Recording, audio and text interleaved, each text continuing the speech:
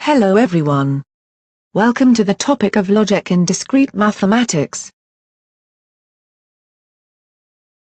A conditional proposition is a proposition in the form of if P then Q, where P and Q are propositions, and is written in symbols as follows. The proposition P is called the hypothesis or antecedent, and the proposition Q is called a conclusion or consequent. Example. Let P be the statement, today is August 31st. And Q be the statement, today is the Malaysia's National Day. Then, what is the conditional proposition, involving propositions, P and Q, in words? If today is August 31st, then today is the Malaysia's National Day. The following truth table, to find the truth values of the conditional proposition, if P then Q. The conditional propositions, if P then Q, is true, when both P and Q are true, or, when P is false. Example. Construct a truth table, for the compound proposition, if P or Q, then R. As you can see, there are three variables in the compound propositions, which are P, Q, and R. So, the no of rows in the truth table is 2 to the power of 3, which is equal to 8. Therefore, we will have 8 rows, and 5 columns, for the truth table. The first 3 columns are for variables P, Q and R. The third column is for the disjunction P or Q and the final column is for the conditional propositions of if P or Q then R. Let's fill up the first row. Now, when P is true and Q is true, we know that P or Q is true. Since R is also true, we have that the conditional propositions of if P or Q, then R is true. We can complete the table in a similar manner.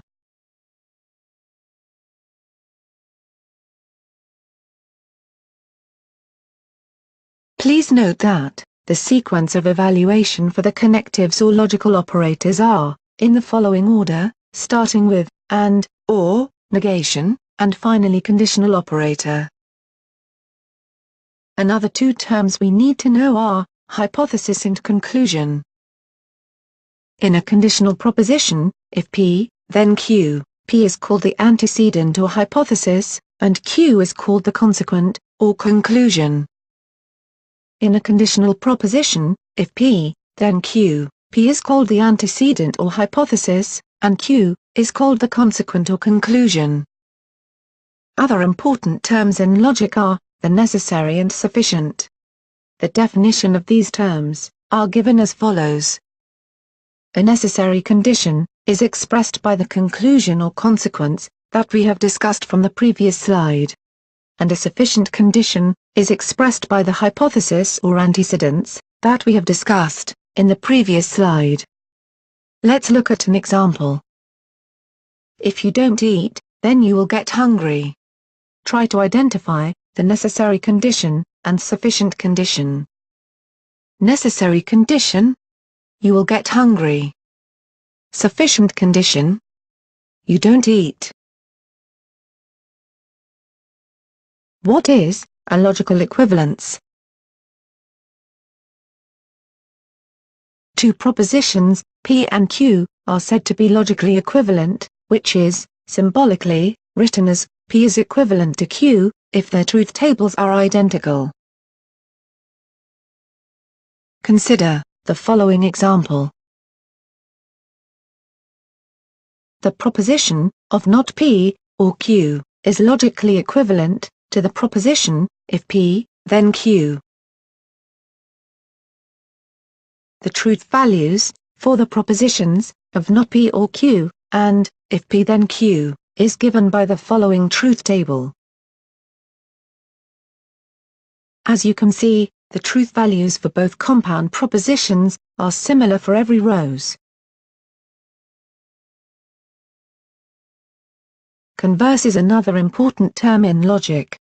Let's figure out what converse is. The converse of the proposition, if P then Q, is given by the proposition, if Q then P. The following table showed the truth values for the converse.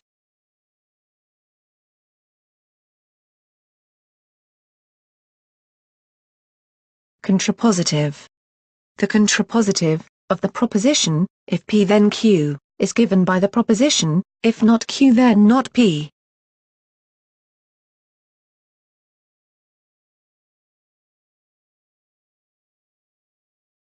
The double implication, P if and only if Q, is written in symbols, using the double-headed arrow.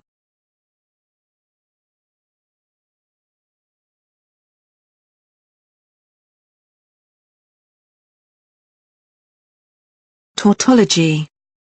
A proposition is a tautology if its truth table contains only true values for every case.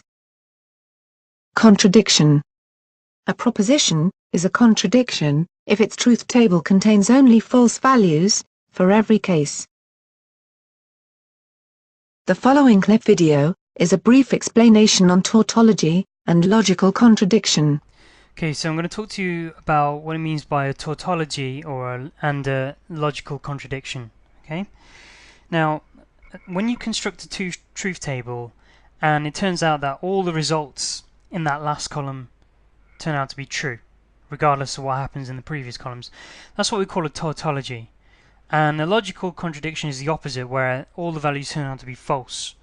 So it's best for me to explain this with an example. Okay, so let's construct a truth table for this and see what the results are. Okay, so let's construct a truth table for P or Q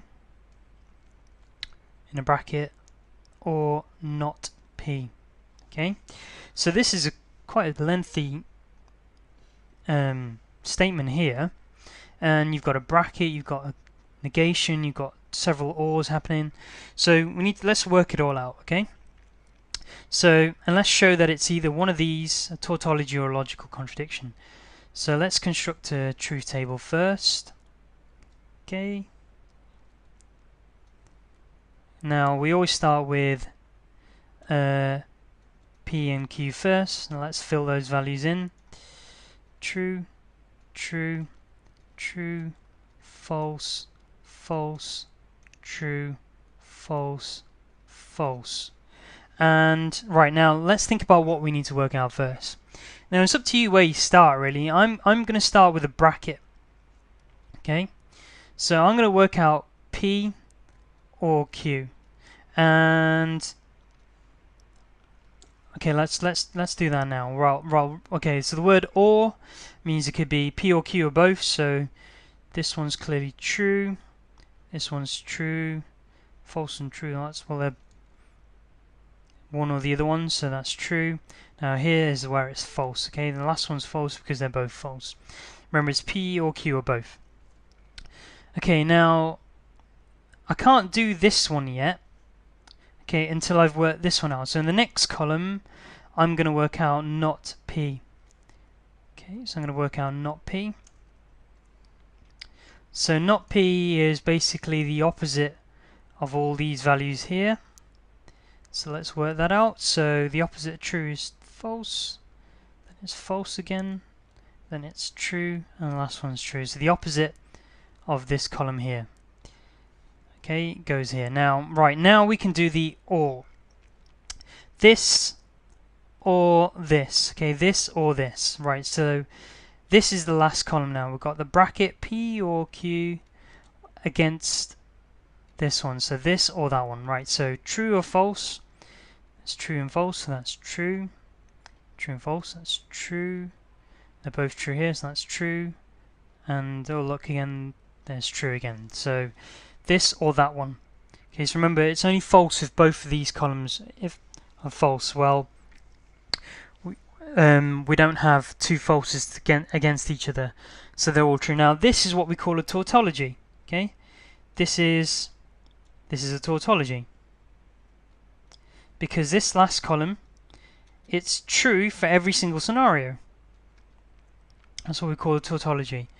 Now, if it was the opposite, let's say, for example, I did some working out and I got false, false, false, false all the way through, that's what we call a logical contradiction. Okay? So that's what you need to remember, really. So if they say prove that this is a tautology, then in your answer column, you should have all values equaling true. Or if they say show this logical contradiction, they should all be false. Or they may ask you something like, what can you say about this statement? Well, you can say it's a tautology. Okay, so that's what you need to remember. You need to remember these two words. Okay, sorry, these two phrases really, and commit them to memory. And here's how you construct a truth table for this.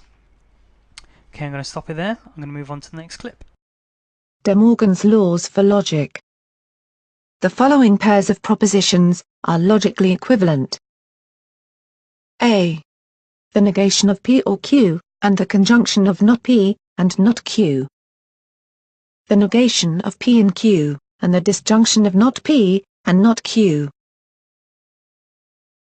Watch the following clip videos to learn more about De Morgan's laws.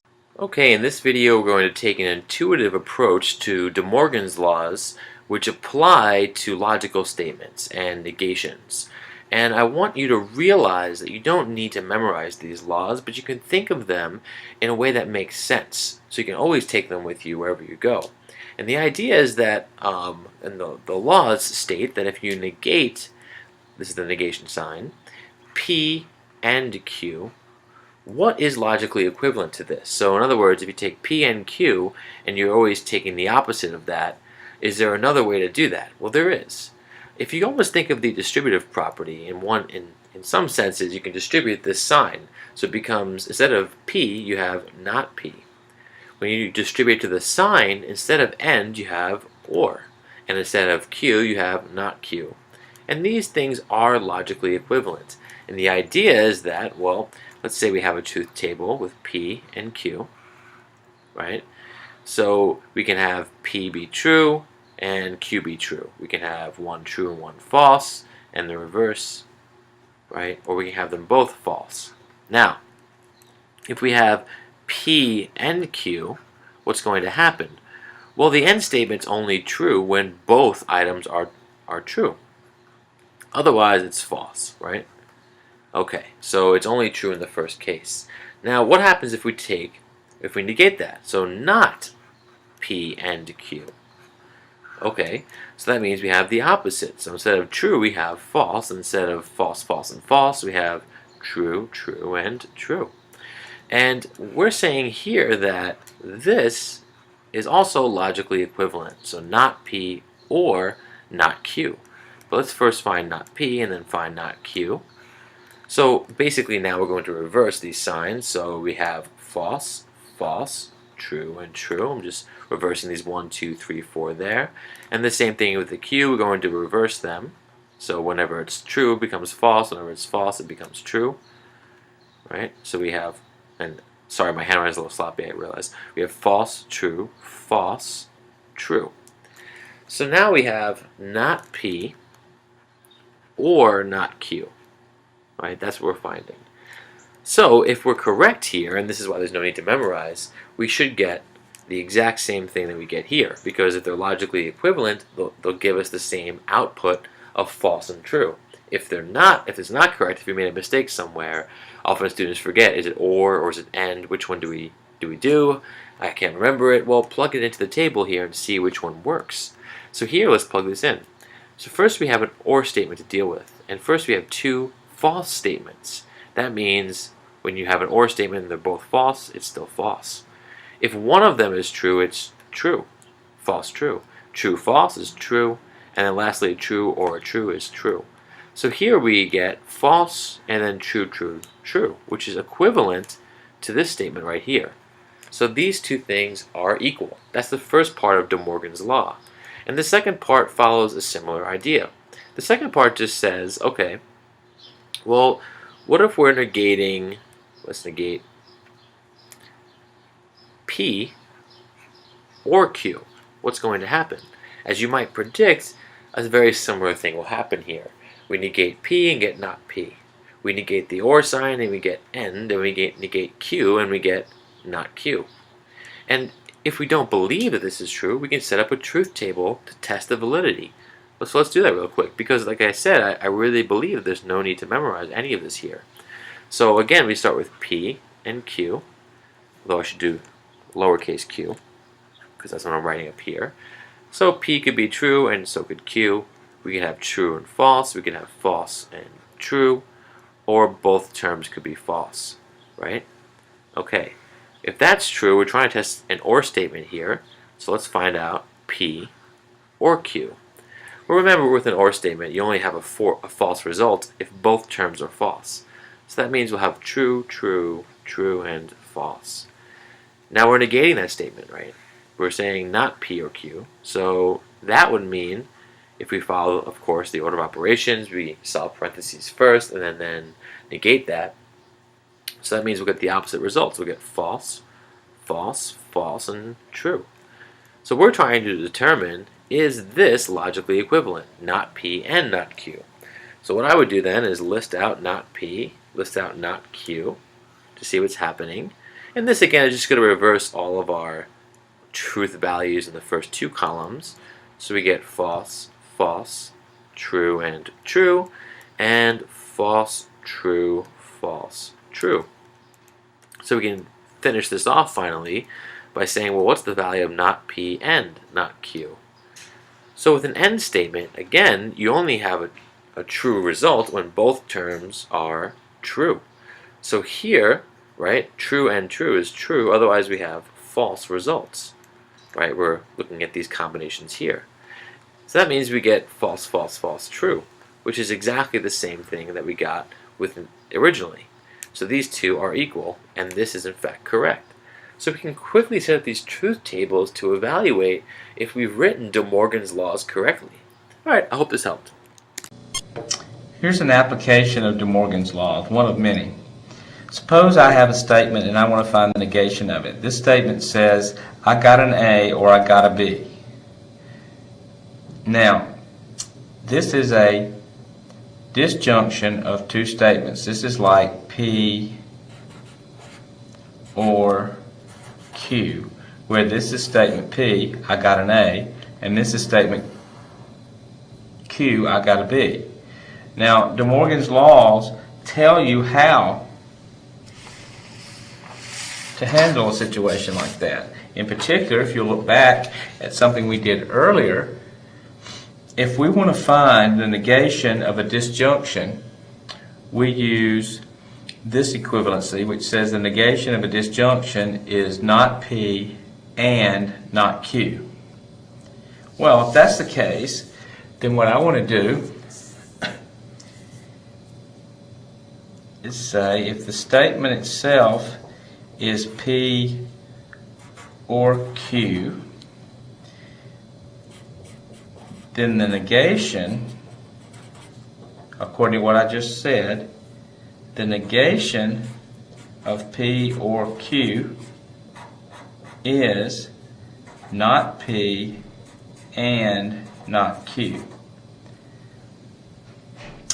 So the only thing I really have to do here is change this back into the English language. If P is I got an A, then not P would be I did not get an A.